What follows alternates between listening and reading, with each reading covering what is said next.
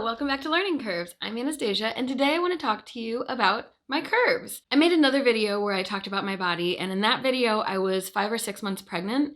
Right now I am 5.5, almost 6 months postpartum, and my body is very different now than it was then. For a little background, I get very sick the first trimester of pregnancy and I lose a lot of weight really quickly. With my first pregnancy, I lost 20 pounds in the first trimester, and with my second pregnancy, I lost 30 pounds in the first trimester. Plus, I have a much higher metabolism while I'm pregnant, so I look a lot thinner while I'm pregnant, which I know is atypical. But I'm also a low breast milk supplier, and it's something that I work really hard on. And for those lactating mamas, you know that your diet can significantly affect your milk supply. I want to make as much milk as I possibly can, and so I have very different dietary restrictions postpartum than I do prenatally, and that really changes my body. So to give you the numbers, I was 230 pounds before I got pregnant. Again, dropped 30 pounds immediately and was about 200 pounds. And I kind of stayed around there. When I gave birth, I was about 205 pounds. And, you know, a lot of people are like, so you had a baby that was, what, 7 pounds? So you subtract 7 pounds and that's your weight. That's not how it works. You have double the blood in your body. You have a placenta. You have additional fluids. There are a lot more pounds of your body that are related to baby that aren't mama pounds. And by the time I finally weighed myself after birth, I was 185, which means that I had gone from 230 to 185. You know, that's 45 pounds. That is 45 pounds that I lost over 42 weeks of pregnancy. This is weird. It's weird.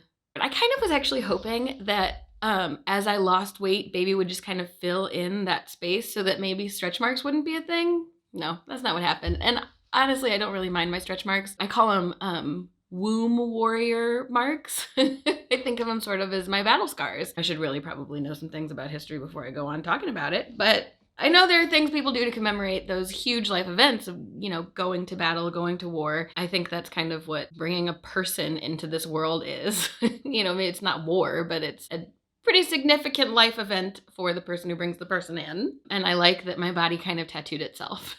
Anyway, now, as I am 5.5, 6 months postpartum, I am at about 227, which means that my weight is almost back to what it was pre-pregnancy. So I've gained about 40 pounds in 4 or 5 months. Those are some significant changes for my body to go through, but also for my mind to go through. I have gone back and forth with how I feel about this significant body change, especially when I heard so many people respond so positively to my weight loss. You know, people would talk about how beautiful I looked and how great I looked, but some of the subtext that I heard, which says more about me than it does about them, was you look better now that you look thinner. Again, something I heard, not necessarily something they said. Having 2 daughters, I think a lot about how as parents we can't control the world that our children experience, but we can help them have the tools to handle whatever it is that this world throws at them.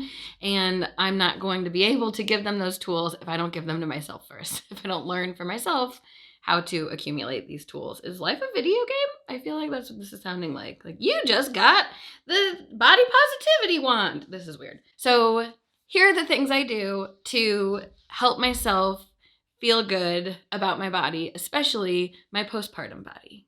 The first thing I've done, and this applies to everything, I might make a video about this specifically, and it's something I did a while ago, but it's been especially helpful to have these systems in place, is I've changed my perspective. And I don't just mean that I've changed how I look at things. You know, I don't just mean I'm looking at a glass of water and saying it's half full instead of half empty. I mean that I'm completely changing what I'm looking at. We're more fortunate nowadays that a lot of big companies have stopped retouching ridiculous things off of models' bodies.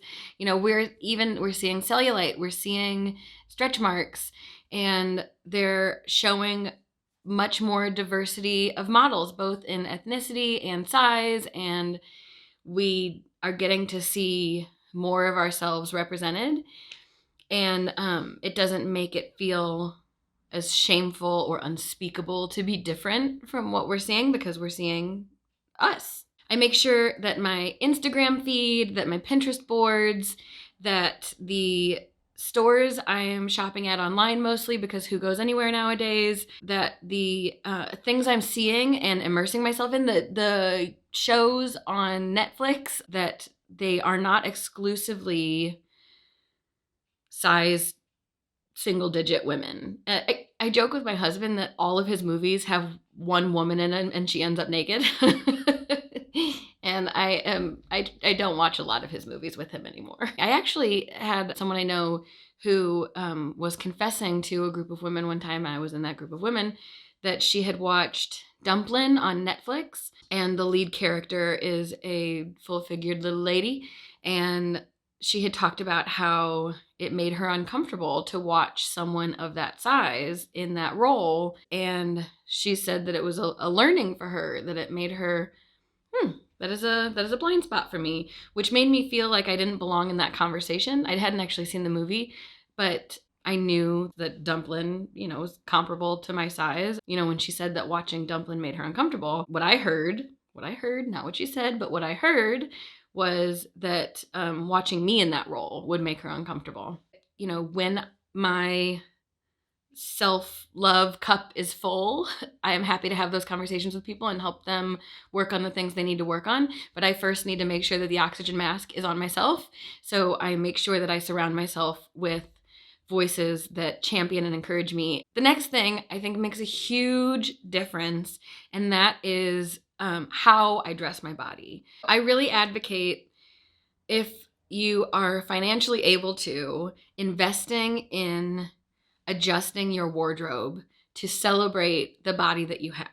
Not the body you had, not the body you want to have, but right now, where you are right now. I think it's so important for us to be gentle on ourselves. Growing a human and bringing that human forth from your body, however that happens, are huge feats, and our bodies should be celebrated and championed for doing that. Our bodies should not be shamed for the ways that they are different now. I have an empty baby bag, as I like to call it, where there was a human, where my body had to expand to make space for my babies.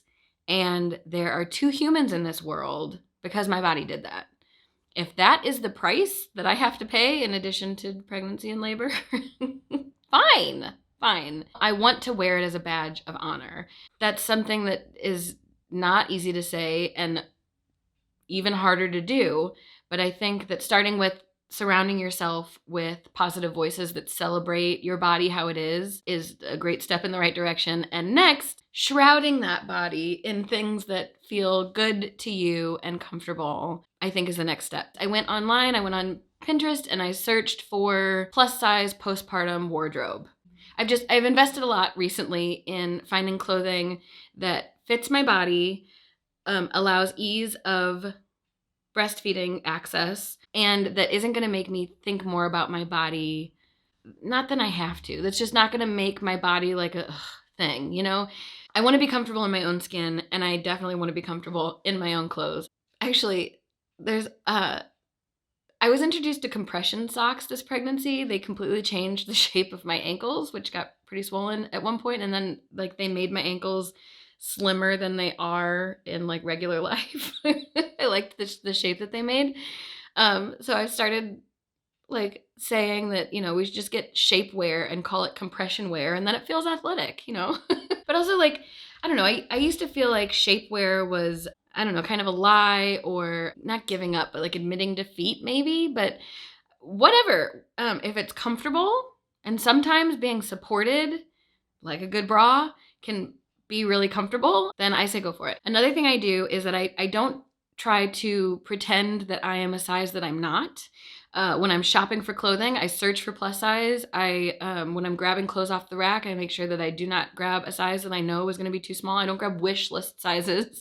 I grab maybe even larger than I think I'm going to fit. When I'm grabbing the clothes, I might be looking at sizes, but when I'm in the dressing room, I'm thinking, does this fit? Does it look nice? And if I put something on and it fits, it looks nice, it feels good, it's gonna really soften the sting of the size, and also I don't care anymore. But in the beginning, when I did still care about what it said on the tag, putting something on that felt good and fit made it a whole lot easier. In owning my size and not pretending to be a size that I'm not, something else that I've been trying to do, and this is a new skill that I'm working on, is I try to control the dialogue about my body as much as possible. I mentioned in another video that there's this show, Canine Intervention, and the canine trainer in one episode gives an example of where he kind of walks back meekly from this dog, and the dog comes at him, aggressively. And when he walks confidently towards the dog's like, okay, all right, kind of backs off. When I see someone who shouldn't feel confident feeling confident, I'm like, oh, okay.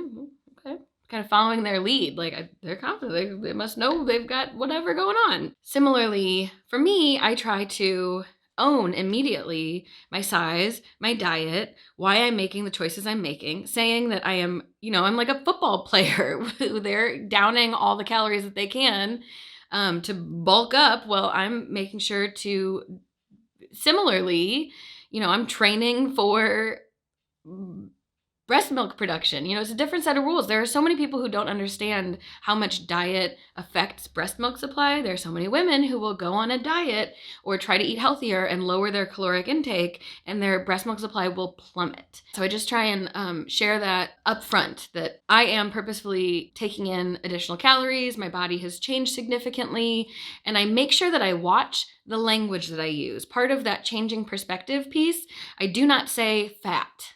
I say my body is different now. My body has changed a lot. And I try and specifically use words that aren't negative because my body has a different function now. When I was pregnant, I was the vessel.